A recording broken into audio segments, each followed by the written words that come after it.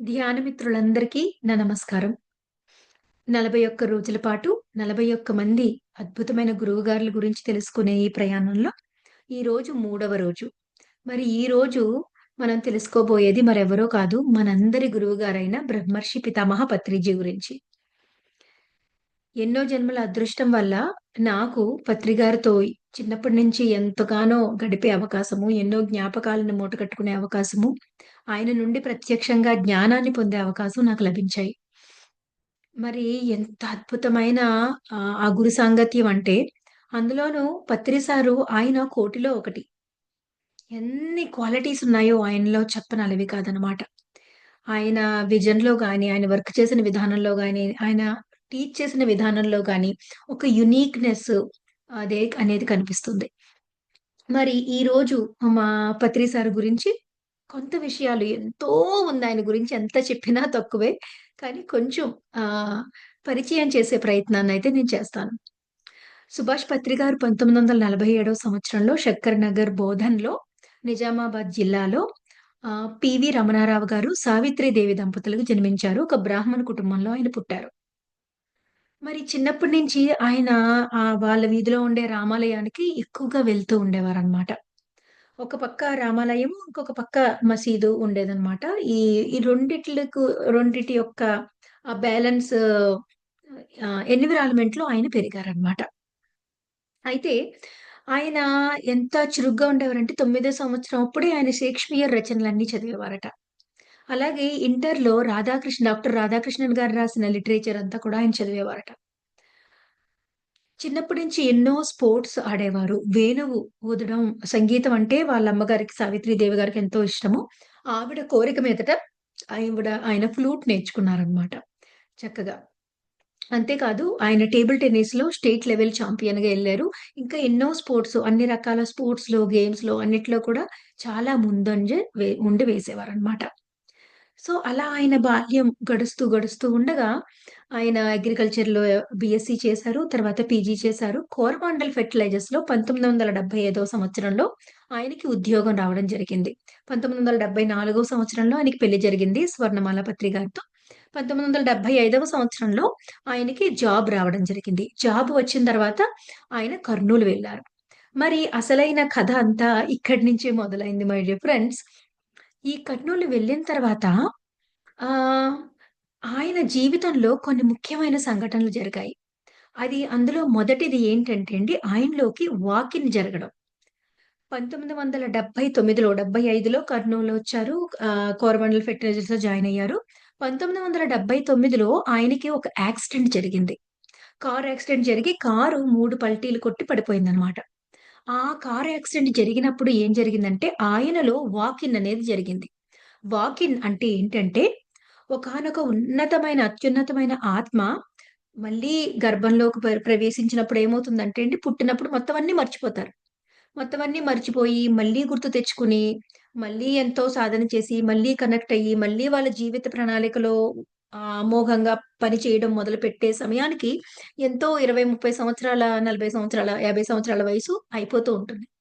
కానీ కొంతమంది ఉన్నతాత్మలు ఏమెంచుకుంటారంటే, ఒకానొక అడల్ట్ బాడీ ఎవరైతే సంసిద్ధత ఉండి, ఆ స్వచ్ఛత ఉన్న అడల్ట్ బాడీ ఉందో, ఆ అడల్ట్ బాడీలోకి వీ ఈ లోపల ఉన్న ఆ ఆత్మ వెళ్ళిపోయి, ఆ ఉన్నతమైన ఆత్మ లోపలికి రావడం జరుగుతుంది.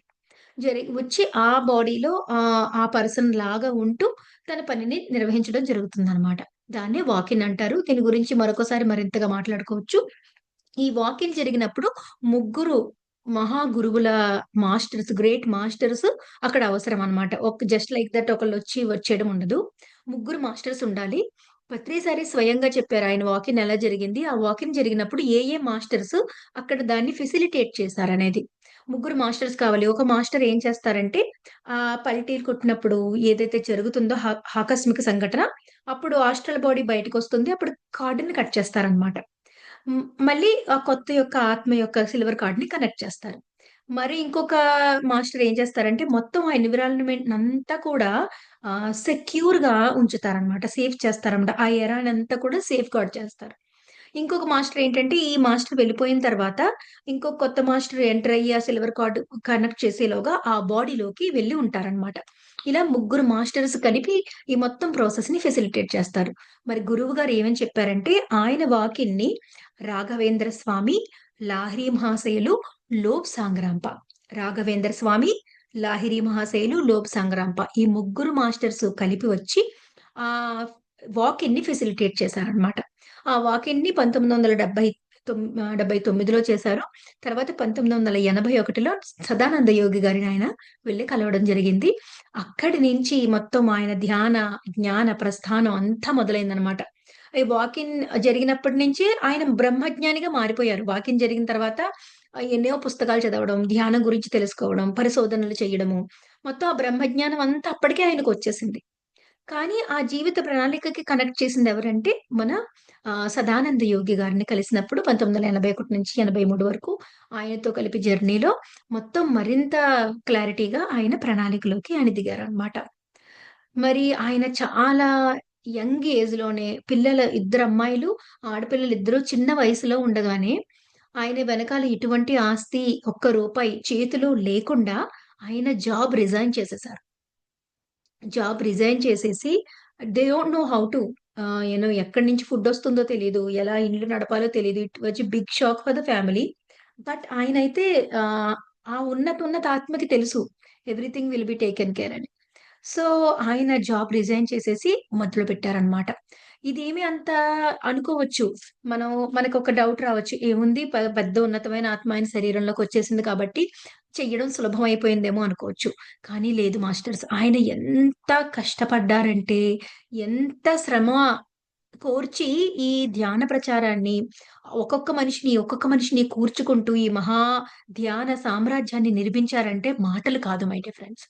ఆయన ఒకే ఒక్క మనిషికి ధ్యానం చెప్పడం కోసం 2 గంటల మొత్తం ట్రైన్ ప్రయాణం చేసి నాకు డీటెయిల్స్ సరిగ్గా గుర్తులేదు. ఒక రాత్రంతా ప్రయాణం చేసి, ఒక చోటికి వెళ్లి ఆయనున్న దగ్గర నుంచి ఇంకో చోటికి వెళ్లి, అక్కడ ఒక్క మనిషికి మెడిటేషన్ చెప్పడం కోసం 2 సంవత్సరాల పాటు వెళ్ళొచ్చారట. అలాగే ధ్యాన ప్రచారానికి కొత్త కొత్త ఊర్లకి వెళ్ళినప్పుడు, ఆ పల్లెటూరులో ఎటువంటి ఫెసిలిటీస్ ఉండవు మై డియర్ ఫ్రెండ్స్. ఒక హోటల్ రూమ్ ఉండదు, ఫుడ్ ఉండదు. సో, ఎ ఎక్కడ టైంకి కరెక్ట్‌గా వాళ్ళు పిలిచారనుకోండి 10 గంటలకెళ్ళాలనుకో, 10 గంటలకే మనం అక్కడ దిగేలాగా బస్సులుండవు. ఎర్లీ మార్నింగ్ బస్సులుంటాయి కొన్నిట్లకి. ఎర్లీ మార్నింగ్ వెళ్ళిపోయి వాళ్ళు తలుపు తీసి బయటకొచ్చే వరకు ఆ ధ్యాన ప్రచారానికి పిలిచిన వాళ్ళు, వాళ్ళ అరుగు మీద పడుకునేవారట పత్రిసారి. వాళ్ళ అరుగు మీద పడుకొని ఆళ్ళు తలుపు తీసిన తర్వాత లోపలికెళ్ళి ధ్యానం చెప్పేవారట. ఎన్నో సార్లు బస్ స్టాప్‌లో కింద నిద్రపోయేవారట.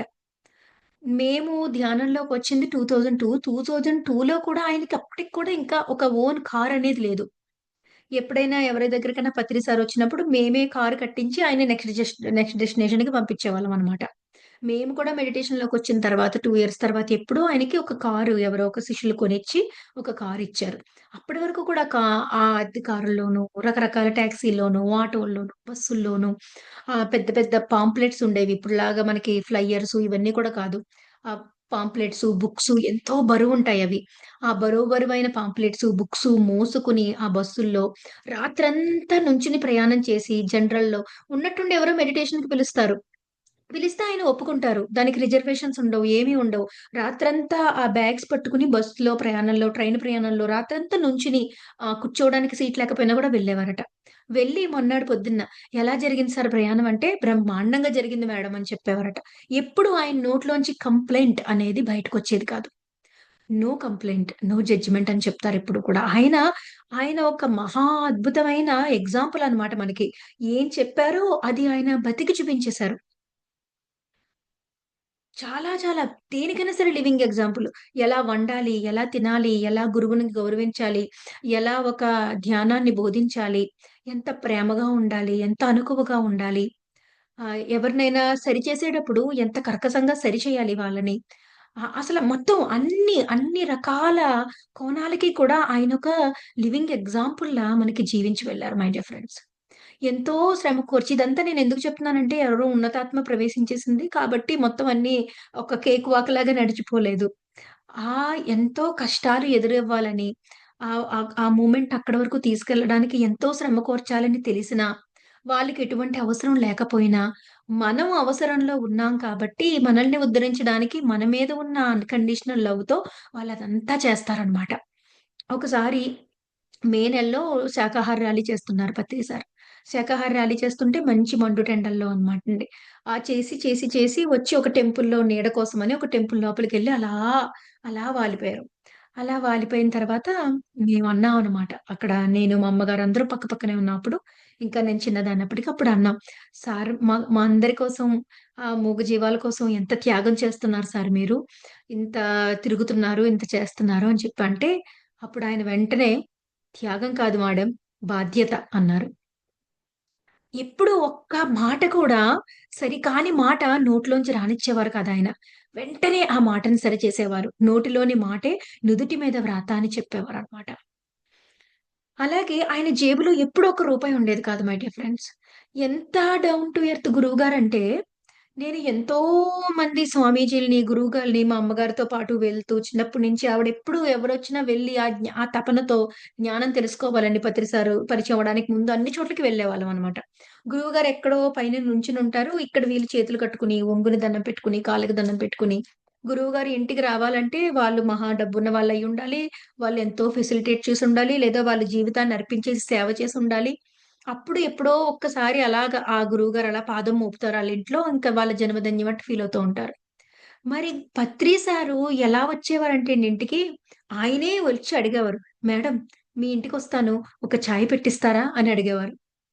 అసల అంత సింపుల్‌గా, అంత గ్రౌండెడ్‌గా ఉన్న అంత గొప్ప మహా గురువుని నేను అంతకు ముందు చూడలేదు. ఆ తర్వాత కూడా చూడలేదు మై డియర్ ఫ్రెండ్స్. ఎంత సింపుల్‌గా ఉంటారంటే, మొన్న నేనిక్కడ డాక్టర్ జో డిస్పెన్జా గారి సెషన్స్‌కది వెళ్ళినప్పుడు కూడా, అప్పుడొక ఫండ్ రైజింగ్ డిన్నర్ జరిగింది. ఆ డిన్నర్‌లో పార్టిసిపేట్ చేయడానికి $2500 పే చేసి వెళ్తే 50 మందికి అవకాశం ఉంది. So, they will have few words with doctor Joe Dispenza. అది వర్క్‌షాప్ పే చేయాలి. తర్వాత మళ్ళీ దానికి పే చేస్తే ఒక చిన్న అవకాశం ఆయనతో మాట్లాడే అవకాశం దొరుకుతుంది. మరి మనింటికొచ్చి, మనకి వండి పెట్టి, మనకి తినిపించి, మనకి నేర్పించిన ఆ గురువుగారు, ఇలాంటి గురువుగారు ఎక్కడ దొరుకుతారు మై డియర్ ఫ్రెండ్స్. అసలు నా భూతో నా భవిష్యత్ అన్నట్టు అనిపిస్తుంది నాకు ఎన్ని సార్లు చూసినా సరే. ఆయన ఒక్క రూపాయి డబ్బులు తీసుకోరు. ఆధ్యాత్మిక మొదటిగా ధ్యాన బోధనకి ముఖ్యంగా వేరే వేరే స్పిరిచ్యువల్ సర్వీసెస్ అయితే వేరు. కానీ ధ్యానం బోధించడానికి, మెడిటేషన్ నేర్పించడానికి మటుకు ఎప్పుడు మనీ తీసుకోకూడదు. మెడిటేషన్ ఫ్రీగా నేర్పించాలి అని చెప్తారనమాట. No money. ఆయన జేబులో ఎప్పుడు ఒక్క రూపాయి ఉండేది కాదు. ఒక్క డాక్యుమెంట్ ఉండేది కాదు. ఆయనకి ఫోను లేదు. ఆయనకి ఉద్యోగం లేదు. ఫోను లేదు. డాక్యుమెంట్ లేదు. అసల ఒక్క రూపాయి మనీ లేదు ఆయన దగ్గర. ఇప్పుడు ఎవరైనా డొనేషన్ ఇచ్చినా సరే ఇలా చేత్తో తీసుకొని అలా ఆ పక్కన వాళ్ళకి ఇచ్చేసేవారు. ఆయన అంతకు ముందు కూడానండి ఏదైనా ఒక పుస్తకం చదివారనుకోండి ఎంత ఇన్‌స్పైరింగ్‌గా ఉంటాయంటే, ఆయన బస్ స్టాప్‌లో ఆగినప్పుడు అలా వెళ్లి ఒక పుస్తకం తీసి చదివేవారంట. ఆ పుస్తకం కనుక ఆయనకి నచ్చితే అప్పటికప్పుడు ఆయన జేబులో ఎంత డబ్బులుంటే అంత డబ్బులు ఆయనకిచ్చేసి, ఎన్ని పుస్తకాలుంటే అన్ని పుస్తకాలు కొనేసి, అక్కడున్న బస్ స్టాప్‌లో ఉన్న అందరికి పంచేసేవారట. చదవండి ఇది చాలా బావుంది, చాలా బావుందని. అంటే ఆ జ్ఞానాన్ని పంచడం పట్ల ఆయన తపన ఇంకా నెక్స్ట్ లెవెల్ అనమాటండి. అలాగే ఇంక్లూజివ్‌నెస్ అందరిని కలుపుకునే తత్వం. ఎవరిని వేరు చేయరు. అందరిని ఇంక్లూడ్ చేసుకుంటారు. అందరితో చక్కగా షేక్ హ్యాండ్ ఇస్తారు. చక్కగా భుజం మీద చెయ్యేసి మాట్లాడతారు. ఎవరైనా ధ్యాన ప్రచారం చేసినా, బాగా మెడిటేషన్ చేసుకొని మంచి అనుభవం చెప్పినా ఎంత మురిసిపోయేవారో, ఎంత మెచ్చుకునేవారో, ఎంత ఆనందపడేవారో. ఆధ్యాత్మికంగా ప్రగతి సాధిస్తే బాగా చాలా సార్లు డాక్టర్ న్యూటన్ గారుని చూసినప్పుడు ఎంత మురిసిపోయేవారో ఆయన. ఆయన్ని డాక్టర్ న్యూటన్ గారిని ఇలాగ 2 చేతులతో ఎత్తేసుకొని తిప్పేసేవారు. ముద్దులు పెట్టేసుకునేవారు. ఆయన్ని ఉయ్యాల్లో కూర్చోబెట్టి ఊపేవారు. ఎన్ ఒక చంటి బిడ్డని అలాగా చూసి మురిసిపోతామో మనం, ఒక చిన్న పిల్లలు ఏదైనా సాధిస్తే, అంతలాగా డాక్టర్ న్యూటన్ గారనే కాదు, ఎవరైనా సరే ఆ సరైన దారిలో అలా పైకి ఎదుగుతూ ఉంటే వాళ్ళని చూసి ఎంతో ఆనందాన్ని ఆయన ఎంతో సంతృప్తిని వ్యక్తం చేసేవారు. ఆహా! గ్రేట్ మేడమ్ గ్రేట్ ఎంతో మెచ్చుకునేవారనమాట. అలాగే అవైలబిలిటీ. ఇన్ని లక్షల మందికి ఎప్పుడు అవైలబుల్‌గా ఉండేవారు.